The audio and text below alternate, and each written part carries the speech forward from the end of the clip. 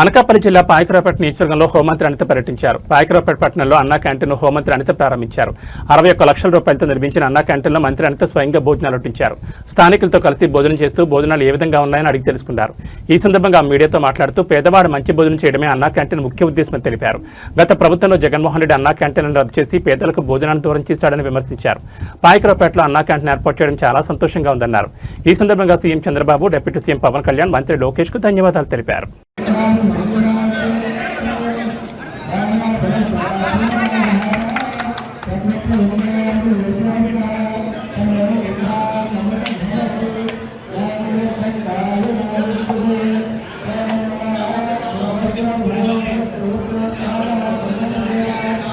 క్యాంటీన్లు ఏర్పాటు చేయడం జరిగింది 2014-19 కాలంలోనే.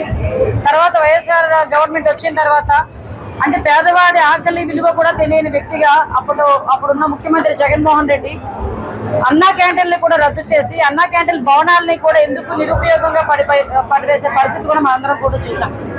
కానీ తిరిగి ప్రతి పేదవాడు కూడా 3 పూట్ల భోజనం చేయాలి, కంపల్సరీగా సమసమాజ స్థాపన అనేది జరగాలి, ప్రతి ఒక్కరు కూడా కడుపు నిండా భోజనం చేయాలన్న తపనతో గౌరవ ముఖ్యమంత్రి గారు ఇంతకు ముందు మున్సిపాలిటీ ఏరియాస్ లోనే అన్నా క్యాంటీన్లు పెట్టిన అంటే పట్టణాల తాలూకా పేదరికాన్ని దృష్టిలో పెట్టుకుని ఆ రోజు ఆ కార్యక్రమాన్ని చేపట్టినా కూడా ప్రతి ఒక్క రూరల్ మండలాల్లోని కూడా ప్రతి ఒక్క రూరల్ నియోజకవర్గాల్లోని కూడా ఈ అన్నా క్యాంటీన్లు ఏర్పాటు చేయాలి అని చెప్పి రీసెంట్ గా 2వ విడతగా 63 అన్నా క్యాంటీన్లు ఏర్పాటు చేయడం జరిగింది. అందులో భాగంగానే పాయకరావుపేట నియోజకవర్గానికి పాయకరావుపేట మండలంలో ఈ అన్నా క్యాంటీన్ కూడా ఏర్పాటు చేయడం జరిగింది.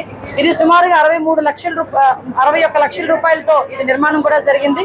ఓవరాల్ గా అడ్మినిస్ట్రేటివ్ శాంక్షన్ 63 అన్నా క్యాంటీన్లకి కూడా దగ్గర 38 కోట్ల రూపాయలు ఈ రోజు వెచ్చించడం జరిగింది.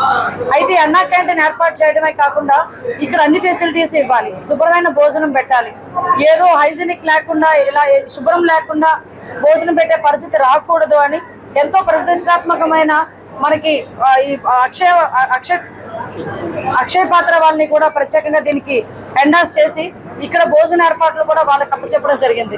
ఓవరాల్ గా ఈ రోజు ఎవరైనా పేదవాడు ఇక్కడ పాయకరావుపేట హెడ్ క్వార్టర్ అనేసరికి ఎలా ఉంటుందంటే చుట్టుపక్కల రూరల్ ఏరియా నుంచి మార్నింగ్ అయ్యేసరికి ఏ పనుల గురించో లేకపోతే ఏ షాప్ ఏదైనా వ్యాపార నిమిత్తమో లేకపోతే ఏదైనా కొనుక్కోవడానికి దేనికో దానికి రూరల్ ఏరియాస్ నుంచి చాలా మంది వస్తుంటారు.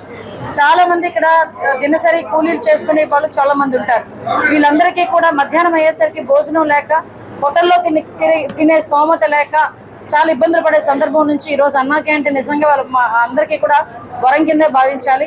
ఇక్కడ 5 రూపాయలకే మధ్యాహ్నం భోజనం, అదేవిధంగా మార్నింగ్ కూడా టిఫిన్ కూడా ఏర్పాటు చేయడం జరుగుతుంది. ఒక ఆదివారం తప్పించి సోమవారం నుంచి శనివారం వరకు కూడా ఉదయం మార్నింగ్ టిఫిన్ 7:30 నుంచి 9:30 వరకు టిఫిన్ అవైలబిలిటీలో ఉంటుందండి.